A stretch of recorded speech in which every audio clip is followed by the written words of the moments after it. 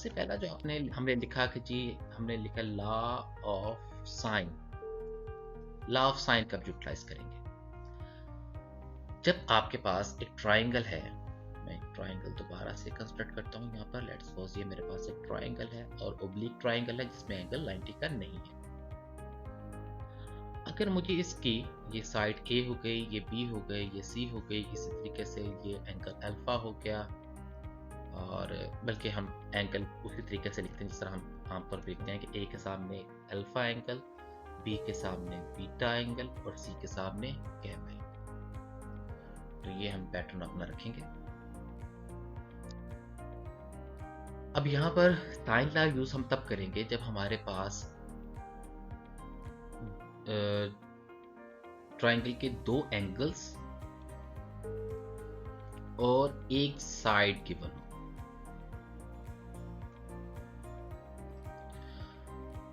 जिस तरीके से हमारे पास राइट एंगल ट्राइंगल को सॉल्व करने का मेथड जो थे, हम देख रहे थे कि जी हमें कुछ चीज़ें गिवन होती थी। एक तो हमें कंफर्म था कि जी हमें एक गैमा एंगल जो 90 का था वो गिवन होता था। फिर इसके अलावा हमें कोई ना कोई एंगल या कोई साइड मजीद गिवन होती थी, यानी कि ओवरऑल हमें 3 चीज़ें गिवन होती थी और 3 चीज़ें ही हमने फाइंड आउट करनी होती थी। यहाँ पर भी सेम सिनेरियो है इन ऑब्लिक ट्राइंगल्स को सॉल्व करने का भी, कि आपके पास 3 चीज़ें आपको पता होंगी और 3 चीज़ें आपने फाइंड करना होगी। तो ये अब हमारे पास गिवन डाटा पर डिपेंड करता है कि हमें डाटा किस तरह का गिवन होगा, क्योंकि हमारे पास लॉ एक नहीं, हमारे पास 3 लॉज हैं और हाफ एंगल फार्मूलाज भी हैं। तो हमें ये देखना होगा कि जी हमारे पास कौन सी हम लॉ अप्लाई करेंगे, और वो सारा डिपेंड कर रहा होगा कि आपके पास डाटा क्या गिवन है। इस चीज़ को ज़रा गौर से सुनिएगा इन बातों को, कि लॉ ऑफ साइन हम तब अप्लाई करते हैं जब हमारे पास कोई भी दो एंगल्स और एक साइड गिवन होती है, तब हम law of sine he apply करेंगे। इसके बाद हमारे पास क्या है कि जी सेकंड थिंग है कि जी लॉ ऑफ कोसाइन फिर कब यूज होगा? लॉ ऑफ कोसाइन हम तब यूज करेंगे जब हमारे पास दो साइड्स गिवन हो और एक एंगल, और एंगल भी कौन सा? Included angle.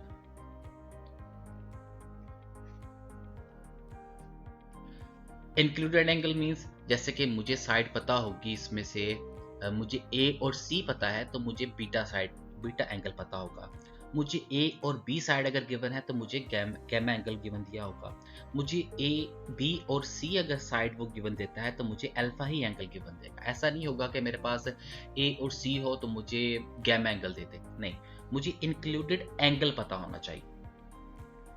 या दूसरे लफ्जों में ये कह लें कि जो दो साइड्स दी होंगी उनका ऑपोजिट मेरे पास एंगल होगा।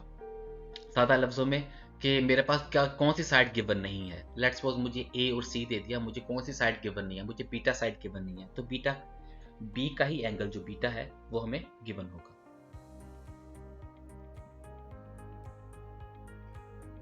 थर्ड है हमारे पास law of tangent. Law of tangent law of tangent भी तभी यूटिलाइज्ड होगा जब हमारे पास दो साइड्स और एक एंगल गिवन होगा, यानी कि लॉ ऑफ कोसाइन और लॉ ऑफ टेंजेंट की बार दोनों बार हमारे पास डाटा सेम होता है। तो फर्क क्या हुआ? ज़्यादातर तो हम लॉ ऑफ कोसाइन यूज़ करते हैं, कम प्रेफर करते हैं हम लॉ ऑफ टेंजेंट को, कि लॉ ऑफ टेंजेंट से क्वेश्चन को सॉल्व करें। अगर आपके पास कहीं भी एग्जामिनेशन में आता है कि सॉल्व द ट्राइंगल और आपको इस तरह का डाटा नजर आता है, तो बजाय इसके कि आप लॉ ऑफ टेंजेंट लगाएं, आप लॉ ऑफ कोसाइन ही लगाएगा। मैं इसी को प्रेफर करूंगा क्योंकि ये लगाना आसान है, यूटिलाइज बहुत होता है, आमतौर पर हमें याद भी होता है बड़े अच्छे तरीके से। लॉ ऑफ टेंजेंट में समटाइम्स हम भूल भी जाते हैं किसी ना किसी चीज़ को, और ये थोड़ा सा लेंथी भी होता है। दोनों में फिर फ़र्क क्या है कि जी फिर अगर लॉ ऑफ कोसाइन से सारा काम चलता था तो फिर लॉ ऑफ टेंजेंट का क्या काम? तो इसमें दोनों में जो मेजर डिफरेंस है वो यही है कि लॉ ऑफ कोसाइन जो है वो सबसे पहले आपको वो अननोन साइड फाइंड करके देता है, अननोन साइड।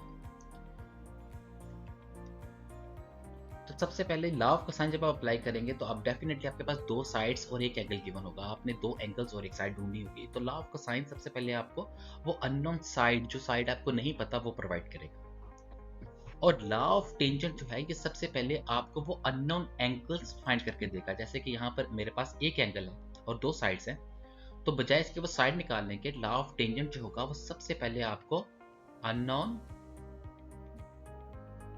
एंगल प्रोवाइड करेगा, जो आपको नहीं पता थे। तो दोनों में मेजर डिफरेंस यही है। लास्टली 4 जो है वो आपके पास हाफ एंगल फार्मूलाज थे। Half angle formulas, half angle formulas हम तब यूज करते हैं जब हमारे पास 3 साइड्स गिवन हो।